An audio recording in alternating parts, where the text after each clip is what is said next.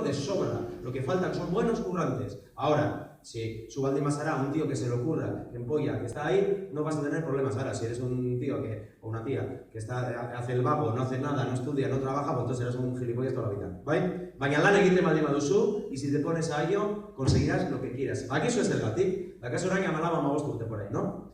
15 urterekin, Aritza Duriz no sabía que iba a ser el puto amo. No sabía, pero era el puto amo.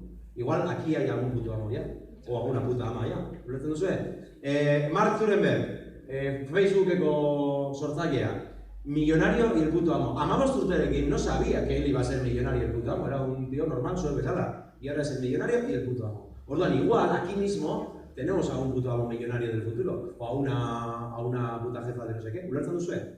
¿Vale? Verás, si os lo curráis, podéis conseguir lo que queráis. Absolutamente todo lo que queráis. ¿Vale? Hau esan da, ez dakit zalantzarik dagoen diskofestaren inguruan, irratiaren inguruan, telebistaren inguruan.